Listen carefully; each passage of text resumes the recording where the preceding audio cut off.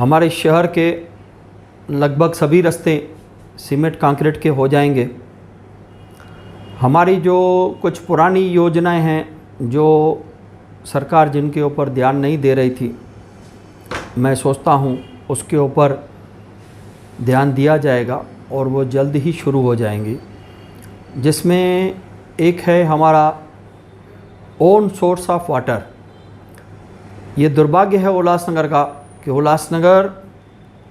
उल्लास नदी के किनारे पे बसा है, लेकिन आज भी हम लोग पानी MIDC से लेते हैं।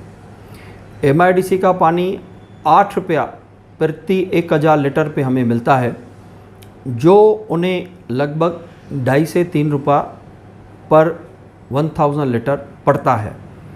तो बाकी का वो हमारे से कमाई करते हैं। अगर हमारा अपना सोर्स पानी का हो जाए तो यही पानी 3 रुपये में हमें पड़ेगा, जिससे हमारे 5 रुपये पर 1000 लीटर्स लगभग एक साल में 25 से 30 करोड़ रुपए की बचत हमें होगी, जिससे हम शहर का विकास। कांबा से टाटा से लाइन आती है, लेकिन वो लाइन अंबरनाथ से होते हुए फॉलोअर लाइन पे जो उनकी सब स्टेशन है वहाँ तक आती है, और बारिश के समय में हमेशा वहाँ टावर गिरते हैं। टावर गिरने की वजह से 2-2, 3-3 दिन लाइट नहीं रहती है। फिर वो मोना के तरफ से जो लाइट आती है उल्लासनगर 1 को, उसको बदलते रहते हैं, फीडर्स के ऊपर बदलते रहते हैं। हर फीडर को 2-2 घंटा लाइट देते रहते हैं। तो ये एक बहुत बड़ी मुश्किल है। मेरा ऐसा सुझाव है कि जो लाइट कांबा से डायरेक्ट रीजेंसी में एक प्लाट है उल्लासनगर महानगर पालिका का, वो प्लाट MSEDCL को देके उसके ऊपर एक सब स्टेशन बनाई जाए, जिससे जो लाइट बंद होने का प्रॉब्लम है जो अंबरनाथ से घूम के आती है, वो डायरेक्ट लाइन उल्लासनगर आएगी। और मात्र 1.5 किलोमीटर के ऊपर वो सब स्टेशन है उनका, टाटा वालों का वहाँ पे स्टेशन लगा है। तो ये एक बहुत बड़ा प्रॉब्लम सॉल्व होगा। साथ में जो इंफ्रास्ट्रक्चर के लिए फंड्स आने चाहिए, इस नई गवर्नमेंट बनने के बाद उल्लासनगर को MSEDCL के लिए काफ़ी अच्छे फंड इंफ्रास्ट्रक्चर के आंदोलन करने का तो कोई अधिकार है नहीं। जब भी उनकी सरकार थी तो उन्होंने सिर्फ एक प्रभाग को 25 करोड़ रुपए दिए। तो उनकी नज़र में एक प्रभाग ही पूरा शहर है। उन्हें पूरे शहर के लिए करोड़ों रुपए रोड बनाने के लिए, सीमेंट कंक्रीट बनाने के लिए मिलने चाहिए थे। देवेंद्र फडणवीस जी ने 125 करोड़ रुपए हमारे शहर के सैंक्शन किए थे, लेकिन शिवसेना, NCP, कांग्रेस की सरकार आते ही उन्होंने उन फंड्स को स्टे कर दिया, और जो फंड्स आज तक हमें नहीं मिले हैं, जिसके वजह से ऐसे कई रोड्स हैं जिनकी हालत बहुत ख़राब है। जैसे VTC से मनेरा गांव जाने के लिए रोड की हालत बहुत ख़राब है। नेहरू चौक से फॉलोअर लाइन रोड बहुत तकलीफ़ है। आप गोल मैदान से चोपड़ा कोट जाओ, इस रोड की भी बहुत तकलीफ़ें हैं। तो ऐसे रोड जो छूट गए हैं, जैसे शांतिनगर से विठलवाड़ी स्टेशन से होते हुए पवाई तक, ये रोड सीमेंट कंक्रीट का बनना चाहिए, जिससे हमारे उल्लासनगर के सभी रोड लगभग सीमेंट रोड बन जाएंगे। तो मुझे ऐसी उम्मीद है कि हमें इस बार जो फंड्स मिलेंगे उसका उपयोग हम लोग सीमेंट कंक्रीट रोड बना के, और आगे आने वाले समय में उल्लासनगर को खड्डा से, कल नेहरू चौक से follower line road Jawahar hotel के सामने खड्डे बंद बुझे जा रहे थे, वो काम चालू था। मैं वहाँ से गुजरा तो मैंने देखा कि वहाँ पर काम हो रहा है। इस तरह से और कई जगहों पे काम चालू है। लेकिन अभी आप सोचिए कि जो 1 महीने में बारिश पड़नी थी वो 10 दिनों में पड़ गई, तो उसका इफ़ेक्ट जो है रास्तों पे होना ही है, उसको कोई रोक नहीं सकता। तो उसके लिए एक ही रास्ता है कि रास्ते डांबर के नहीं बना के आप जो है रास्ते, हमारे रास्ते जो है वो कंक्रीट के बनेंगे। भाजपा पहले से बहुत आगे जाएगी। हमारा अभी तक जो है आरपीआई का गठबंधन है, भाजपा और आरपीआई साथ में लड़ेगी। शिंदे गुट के लिए अभी तक कोई भी पक्ष के जो बड़े नेता हैं, देवेंद्र फडणवीस जी हैं, रविंद्र चव्हाण जी हैं, इन लोगों ने अभी तक हमें कोई ऐसा आदेश ही नहीं। जोन 4 ने मेरी जानकारी के हिसाब से लगभग 75 लोगों को तरीपार किया है और 9 लोगों के ऊपर MPADA लगाया है। ये एक स्लो प्रोसेस है। MPADA लगने के लिए 2-3 महीना फाइल चलता है, तरीपार के लिए 1 से 1.5-2 महीना फाइल चलता है। पुलिस के पास जब तक कंप्लेंट नहीं होगी तब तक पुलिस कैसे कार्रवाई करेगी। उल्लासनगर से कल्याण, थाना, नवी मुंबई, हीरानंदानी, कोलाबा तक उल्लासनगर के लोग गए। आज उल्लासनगर की डेंसिटी ऑफ पॉपुलेशन 40,000 लोग पर स्क्वायर किलोमीटर में रहते हैं, जो आपको सुन के ताज्जुब लगेगा कि धारावी से डबल है। धारावी में 22,000 लोग पर स्क्वायर किलोमीटर में रहते हैं। मुंबई की डेंसिटी 20,000 पर स्क्वायर किलोमीटर की है। आज हम लोग 40,000 लोग पर स्क्वायर किलोमीटर में रहते हैं। और आजू बाजू के इस तरफ कर्जत, इस तरफ कसारा, थाना, मुंबई, पूरे महाराष्ट्र से लोग फर्नीचर, जीन्स का कारोबार, रेडीमेड का कारोबार के लिए यहाँ आते हैं, जिससे ट्रैफिक की समस्या, जिससे जो इंफ्रास्ट्रक्चर है, जैसे पानी है, सीवरेज है, इनके ऊपर ज़्यादा लोड पड़ता है, जिसके लिए आज उल्लासनगर का आगे बढ़ना चालू है। जैसे उल्लासनगर मारल की तरफ शिफ्ट हो रहा है।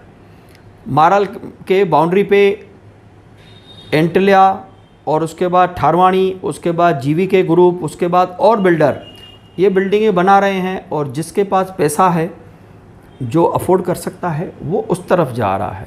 बेटर एनवायरनमेंट, बेटर इंफ्रास्ट्रक्चर के। जिन लोगों ने थाना में या खारगर में या हीरानंदानी में कोई बिज़नेस सेट किया है, तो उनको वहीं जाना पड़ेगा, क्योंकि आज वहाँ से यहाँ आने जाने में 3-3 घंटे लग रहे हैं।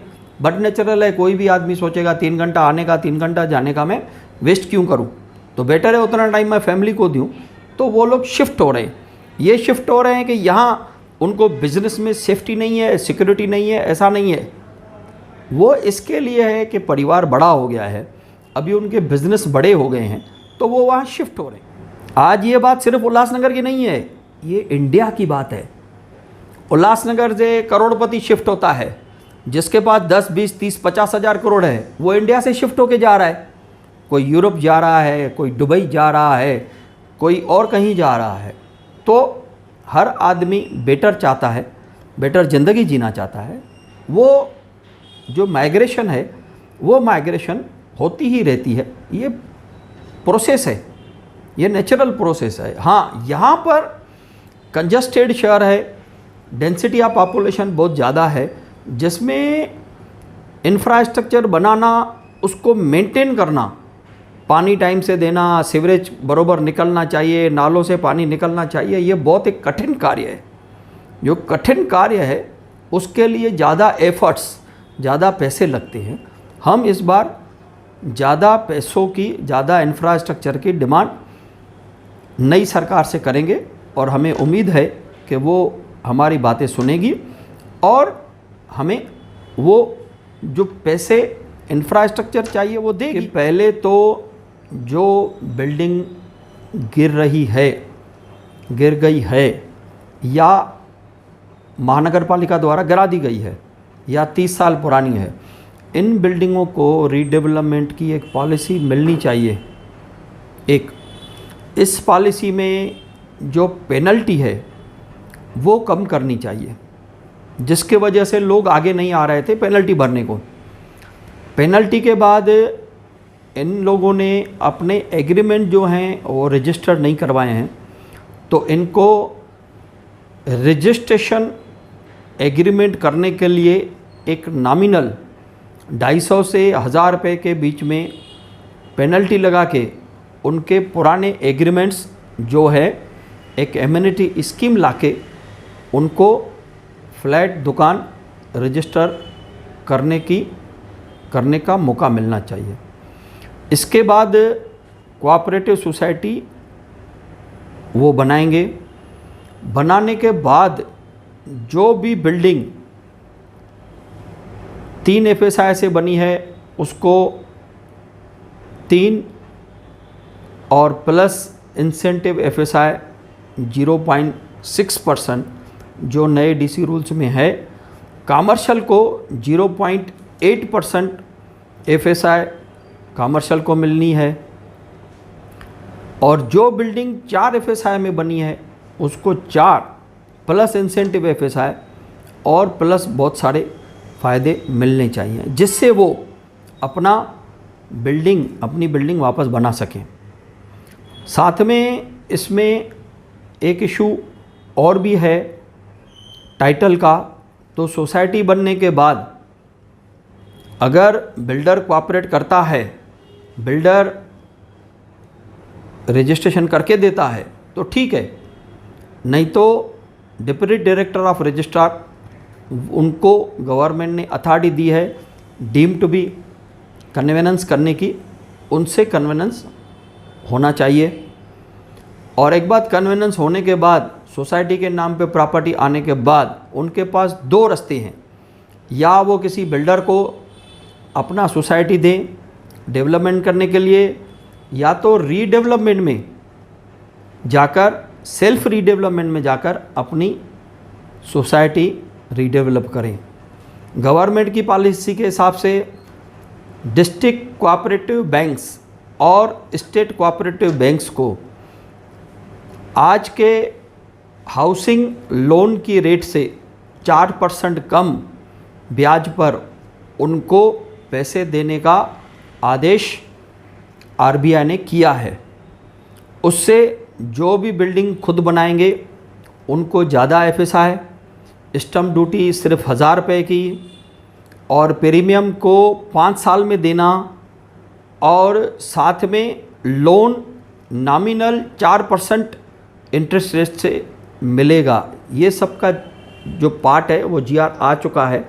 सिर्फ पीछे जो मैंने कहा कि वापस बनाने के लिए एक पॉलिसी, और साथ में जो क्लस्टर है वो क्लस्टर 2000 मीटर में अलाउ होना चाहिए, जिससे हमारी बिल्डिंगों को जो डेवलप करने में तकलीफ़ आ रही है वो तकलीफ़ दूर होगी और उल्लासनगर वासी अपनी बिल्डिंगें खुद रीडेवलप कर पाएंगे।